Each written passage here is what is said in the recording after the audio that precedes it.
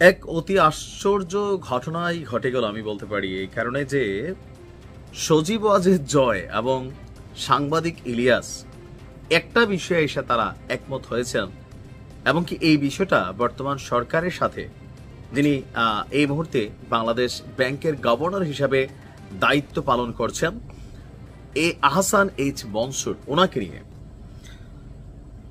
দুইজন একসাথে সহমত হয়ে পোস্ট দিয়েছেন। বিষয়টা এমন না, সজীব ওয়াজেদ জয় আহসান এইচ মনসুরকে নিয়ে একটা পোস্ট যেটা শেয়ার করছেন সাংবাদিক ইলিয়াস, সেটাকে আরো বিশদভাবে সামনে নিয়ে এসেছেন। স্ক্রিনে আপনারা বেশ কিছু ছবি দেখতে পাচ্ছেন।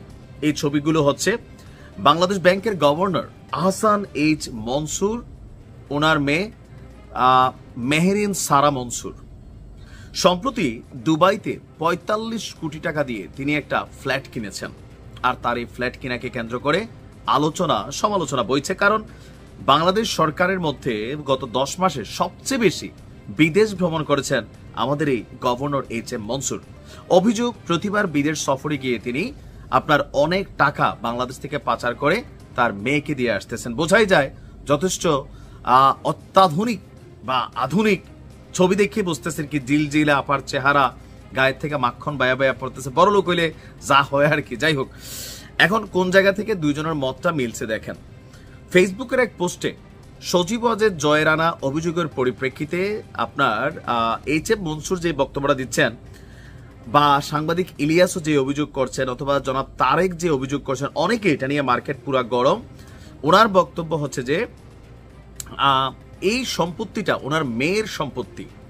সাংবাদিক ইলিয়াসের যে অভিযোগ, এগুলোর প্রেক্ষিতে তিনি বলছেন, সজীব ওয়াজেদ জয়কে তিনি কোট করে বলছেন যে এটি আমার মেয়ের সম্পত্তি, আমি গভর্নর হওয়ার অনেক আগে মানে 2023 সালেই কেনা হয়েছিল।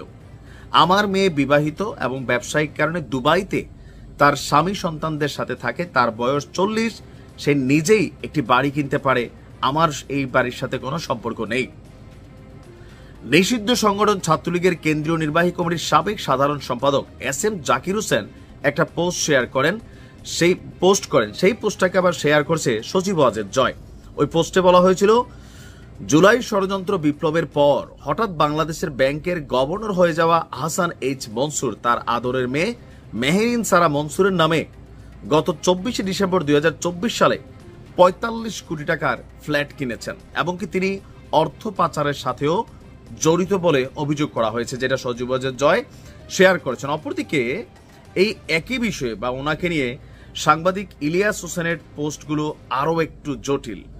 ইলিয়াস আবার লিখেছেন, যে ছবিগুলো আপনারা দেখছেন এগুলো উনি ওনার পোস্টে শেয়ার করেছেন, যে বাবার পকেট খরচ বাঁচিয়ে মেয়েকে দুবাইতে প্রাসাদ কিনে দিলেন আব্বা। বাংলাদেশ ব্যাংকের গভর্নর হয়ে মাত্র 10 মাসে তিলে তিলে পকেট খরচ থেকে সামান্য টাকা জমিয়েছেন, সেই টাকা দিয়ে মেয়ের জন্য দুবাইতে রাজকীয় প্রাসাদ কিনে দিয়েছেন আসিফ নজরুল এবং মোজাম্মেল বাবুর বন্ধু আর মনির হায়দারের বড় ভাই আহসান এইচ মনসুর। মনির হায়দার হচ্ছেন আমাদের প্রধান উপদেষ্টার গুরুত্বপূর্ণ একটা পদে আছেন। এই ভণ্ড বাংলাদেশ ব্যাংকে এখনো আওয়ামী লীগ আর ভারতীয় এজেন্টদেরকে বসিয়ে রেখেছে, এমনকি রিজার্ভ চুরির দায়ে অভিযুক্ত কাউকে শাস্তি তো দূরের কথা, তাদের পদ থেকেও সরায়নি। তাদের পদে রাখার বিনিময়ে যে অর্থ নিয়েছিলেন সেটাই তিনি পকেট খরচ মনে করে জমিয়েছেন। প্রতি মাসে বিদেশে গিয়ে পকেট খরচের ওই টাকা তিনি দেশের বাইরে রেখে আসেন। এভাবেই চলছে দেশ, বাবা কামায় আর মেয়েরা জমায়।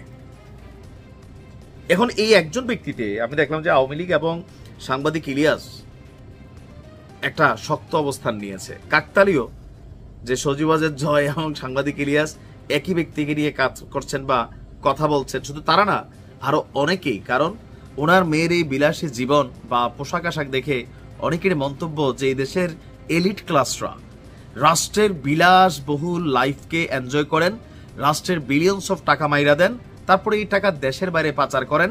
ধরা খাইলে কেউ বলেন মেয়েরা জমায়, কেউ পকেট মানি বলেন, কেউ বলেন যে তারা ওই দেশে নিজেরা এস্টাবলিশড। অভিযোগ এবং কি তাদের যুক্তি খণ্ডন। সাধারণ মানুষ আসলে কি ভাবছে কমেন্টে তাকালেই বুঝতে পারবেন। ভালো থাকুন।